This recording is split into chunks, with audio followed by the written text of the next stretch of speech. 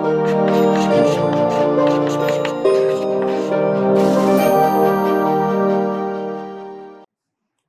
Friends, अब बात करेंगे हम लोग मानव विकास की। अभी तक हम लोगों ने मानव पूंजी की बात की, उससे पहले मानव संसाधन की बात की थी। तो मानव संसाधन से मानव पूंजी बनाया जाना बहुत महत्वपूर्ण है, ये समझ चुके हैं। लेकिन मानव पूंजी की तुलना में मानव विकास का जो कॉन्सेप्ट है ना, जो उसकी अवधारणा है, वो और ज्यादा व्यापक है और मुझे वो और ज्यादा पसंद है। उसका कारण है, हो सकता है आपको ना पसंद हो। आपको क्या पसंद है, कमेंट बॉक्स में लिख करके बताइएगा। अभी हम लोग उसको देखेंगे उसके बाद। तो देखिए, स्टार्ट करते हैं। देखो, बहुत ही आसान है, छोटा सा डिफरेंस है। मानव पूंजी का जो कॉन्सेप्ट है ना, वो बोलता है कि हमारा जो अंतिम उद्देश्य है, क्या है अंतिम उद्देश्य, वो इंसानों की बेहतरी नहीं है। ठीक है, इंसानों की बेहतरी एक आउटकम है, एक बाई प्रोडक्ट है। बाई प्रोडक्ट समझते हैं, केमिकल रिएक्शन होती है कभी कभी, कुछ बनाना कुछ चाह रहे थे और साइड में कुछ और चीजें भी बन रही है जो हम नहीं बनाना चाहते हैं, तो उसको हम लोग क्या बोल देते हैं, बाई प्रोडक्ट। अच्छा, ऐसे ही मानव का भला हो जाता है, वो बाई प्रोडक्ट है। लेकिन मुख्य उद्देश्य जो है, अंतिम उद्देश्य, वो है उत्पादकता। कि आप लोगों को शिक्षा दोगे, स्वास्थ्य दोगे, उनमें निवेश करोगे, तो उससे लोग ज्यादा प्रोडक्टिव हो जाएंगे, वो ज्यादा अच्छा आर्थिक लाभ कमा पाएंगे, वो ज्यादा अच्छे से अर्थव्यवस्था में योगदान दे पाएंगे। ये कौन कहता है? ये मानव पूंजी का कॉन्सेप्ट कहता है। ठीक, ह्यूमन कैपिटल का, मानव कल्याण का, या मानव विकास का, मानव कल्याण नहीं, मानव विकास का, ह्यूमन डेवलपमेंट का जो कॉन्सेप्ट है, वो बोलता है कि इंसान ही हमारा अंतिम उद्देश्य है। इंसान अंतिम उद्देश्य का क्या मतलब है? इंसानों का कल्याण, मानव का कल्याण। और मानव के कल्याण में अभिन्न अंग क्या है? शिक्षा और स्वास्थ्य सेवाओं में निवेश। शिक्षा और स्वास्थ्य में जो निवेश है, वो एकदम अभिन्न अंग है। उसके बिना मानव कल्याण संभव नहीं है। क्यों नहीं संभव है? क्योंकि अगर आप लोगों को शिक्षा नहीं दोगे ना, अगर लोग, स्वास्थ्य उनका अच्छा नहीं है, तो वो ऐसे निर्णय नहीं ले पाएंगे जो उनके लिए वास्तव में अच्छे हैं। वो बहुत सारी चीजों को एक्सप्लोर नहीं कर पाएंगे। एक्सप्लोर करना समझते हैं आप? जैसे मैं छोटा था तो मुझे क्रिकेट खेलना बहुत पसंद था, बहुत क्रिकेट खेलता था। लेकिन फिर मैं सैनिक स्कूल गया, तो जब मैं सैनिक स्कूल गया तो मैंने वहां पर फुटबॉल खेलना स्टार्ट किया, और फिर मुझे लगा कि मुझे फुटबॉल खेलना तो और ज्यादा पसंद है क्रिकेट से। तो अगर मैं सैनिक स्कूल नहीं गया होता और कभी फुटबॉल नहीं खेलता लाइफ में, तो मुझे कभी पता ही नहीं चलता कि मुझे फुटबॉल खेलना ज्यादा पसंद है क्रिकेट से। तो कब पता चलेगा? जो आप नई नई चीजें ट्राई करोगे। शिक्षा क्या देती है? शिक्षा आपको बहुत सारी नई चीजों को मानसिक स्तर पर समझने का, उनको ट्राई करने का माहौल दे पाती है।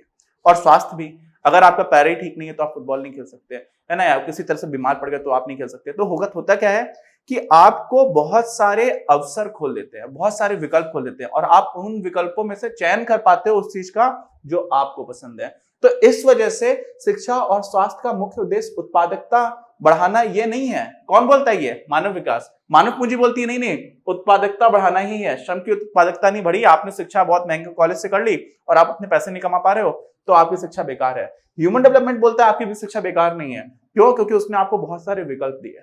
आप वो काम कर रहे हो जो आपको वास्तव में पसंद है, जिससे आपका जीवन अच्छा हो रहा है। क्यों? क्योंकि मानव विकास का उद्देश्य ही मानवों का कल्याण है, मानव का जीवन अच्छा हो जाए। ठीक, तो ये बस बेसिक डिफरेंस है। सही विकल्पों का चयन हो जाता है, और इसी वजह से जो बुनियादी शिक्षा है ना, फंडामेंटल एजुकेशन, बेसिक एजुकेशन, और ऐसे ही बेसिक हेल्थ फैसिलिटीज जो हैं, बेसिक बुनियादी स्वास्थ्य सुविधाएं हैं, सेवाएं हैं, उनका क्या है? उनका अपना खुद का महत्व है। भले ही वो उत्पादकता बढ़ा पा रही हो या ना बढ़ा पा रही हो, मानव के खुद के कल्याण के लिए बहुत इंपॉर्टेंट है। और इसीलिए ये मनुष्य का अधिकार है, चाहे उत्पादकता बढ़े चाहे ना बढ़े। इतना सा कॉन्सेप्ट था बस। हम लोग बात करने जा रहे हैं भारत में मानव पूंजी निर्माण की। उसके पहले अभी तक की क्या स्थिति रही है उसको थोड़ा सा ब्रीफ में समझ लेते हैं। तो देखिए, हम लोग ये विवरण है कि किस किस चीज पर बात करेंगे, और ये सन है। तो देखिएगा, 1951 के बाद से हम 30 साल बाद की बात कर रहे हैं। यहाँ पे 30 साल का गैप है, फिर ये 10 साल का है, ये भी 10 साल का है, और उसके बाद से ये लगभग 15 साल के गैप के बाद की बात हो रही है। ठीक, हुआ क्या? वास्तविक प्रति व्यक्ति आए। वास्तविक मैंने आपको बताया था, एक होता है नॉमिनल और एक होता है रियल। वास्तविक का मतलब होता है कि वास्तव में कितनी वस्तुओं का और कितनी सेवाओं का आप उपभोग कर रहे हो। ठीक है, ऐसे ही वास्तविक हम लोग जब सकल घरेलू उत्पाद निकालते हैं उसमें भी यही फैक्टर होता है। तो यहाँ पर क्या हुआ?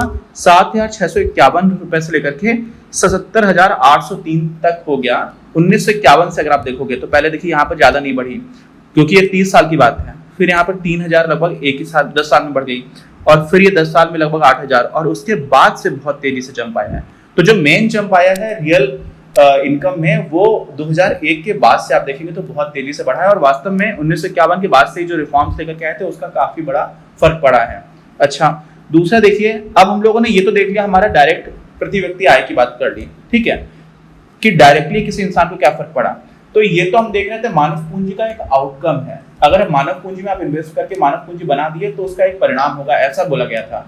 और इसमें भी हम लोगों ने देखा था कि बहुत स्पष्ट ये नहीं दिख रहा है कि पहले आप मानव पूंजी बना रहे हो तो इनकम बढ़ रही है, या इनकम बढ़ रही है तो मानव पूंजी बढ़ रही है, दोनों ही चीजें बढ़ रही थी। तो देखते हैं, अब हम लोग ऐसे पैरामीटर्स की बात कर रहे हैं जो हमें दिख रहा है कि जिनसे मानव पूंजी को हम नाप सकते हैं। एक तरह से, पूरी तरह से नहीं नापा जा सकता, क्यों? क्योंकि मापन की समस्या की भी हम लोगों ने बात की थी कि हम लोग शिक्षा को कैसे नापते हैं कि कितने साल को स्कूल गया, जरूरी थोड़ी कि उसको अच्छी शिक्षा मिल गई हो, है ना।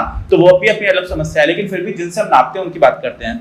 तो एक तो स्वास्थ्य के लिए है अशोधित मृत्यु दर, प्रति हजार में नापा जाता है। कोई भी ज्योग्राफिकल एरिया है, मान लीजिए पूरा देश है, तो पूरे देश में कितने लोगों की मृत्यु हुई, और 1000 लोगों के हिसाब से मानिए, मान लीजिए कहीं पर 1000 लोग रह रहे हैं, उन 1000 में से आप उस जहां पर 1000 लोग रह रहे हैं उसमें से कितने लोगों की मृत्यु हो रही है प्रति वर्ष, उसको हम लोग बोल देते हैं अशोधित, या क्रूड डेथ रेट बोलते हैं। क्या बोलते हैं? क्रूड, अशोधित।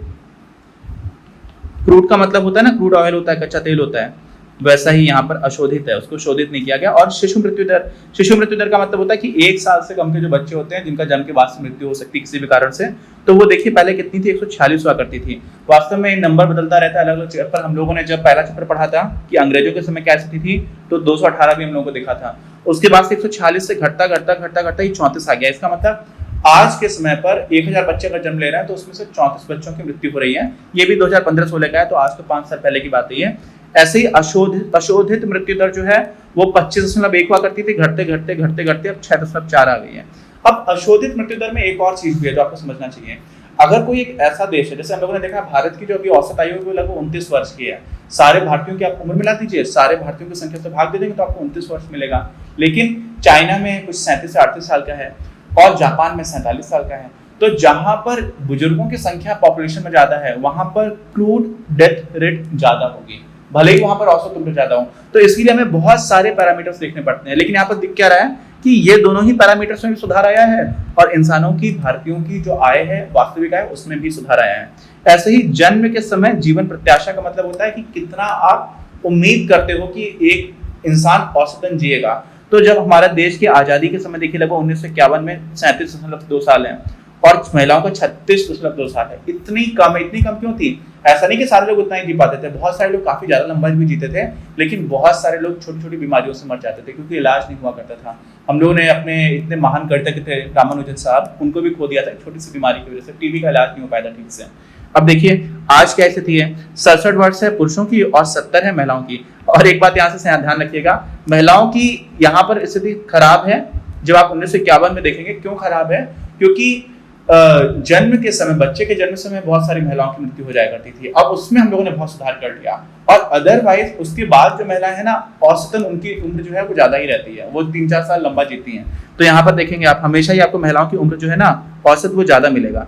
यहाँ पर बराबर क्यों हुआ? मुख्य समस्या वही आती है कि जब बच्चे के जन्म के समय अगर आप महिलाओं की स्थिति, उनकी मृत्यु नहीं हो रही है, तो अदरवाइज उनकी उम्र औसतन सारी जो भी डेवलप्ड कंट्रीज उसमें देखा गया है कि ज्यादा लंबा जीती हैं। तो चलिए ये एक बेसिक अंडरस्टैंडिंग थी। साक्षरता दर की बात कर लीजिए, 16.67%, यानी कि लगभग 6 में से 1 भारतीय शिक्षित था 1951 में, और आज देखिए 76% है। ये भी 2015-16 का, अभी तो 80% के आसपास होगा। ठीक है, तो सारी चीजें हैं, हमें दिख रहा है कि सारी चीजें ही पॉजिटिव डायरेक्शन में चली गई हैं। और इससे एक और बात समझ में आती है, ये बोलना है कि देश की आजादी के बाद से कुछ नहीं हुआ देश में, ये भी ठीक नहीं है ना। तो कई बार ऐसा परसेप्शन बनता है। हम लोगों ने एक मूवी देखी थी अपरिचित, उसमें ऐसा आता था कि सारे सिंगापुर डेवलप कर गया, जापान डेवलप कर गया, हमारे देश में क्या हुआ? ऐसा नहीं है। हम लोगों ने बहुत सारी चीजों में बहुत अच्छा किया है, लेकिन मंजिल अभी बहुत आगे है, बहुत अच्छा करना है। तो हम लोग इसी चैप्टर को कंटिन्यू करते हैं। अभी मानव भारत में जो मानव पूंजी हुआ उसको लेकर के क्या क्या हुआ है। इस वीडियो के प्रायोजक हैं आप, और अगर आप ऐसे ही और वीडियोस बनाने में हमारी मदद करना चाहते हैं तो पैट्रियन पर जाकर या फिर स्क्रीन पर दिए गए QR कोड को स्कैन कर अपना योगदान जरूर दें। अपनी क्लास का उद्देश्य आप सभी के लिए आप ही की भाषा में गुणवत्तापूर्ण शिक्षा उपलब्ध कराना है। कक्षा 12 तक के सभी प्रमुख विषयों पर हम वीडियोस बना रहे हैं, और कुछ विषयों पर वीडियोस आपके अपने चैनल अपनी क्लास की ही अन्य प्लेलिस्ट पर अपलोड भी हो चुके हैं। ज्ञान के प्रकाश से देश को सशक्त बनाने के हमारे इस प्रयास में इस चैनल को सब्सक्राइब करके और लोगों के साथ शेयर करके अपना बहुमूल्य योगदान जरूर दें। पढ़ेगा इंडिया तो बढ़ेगा इंडिया।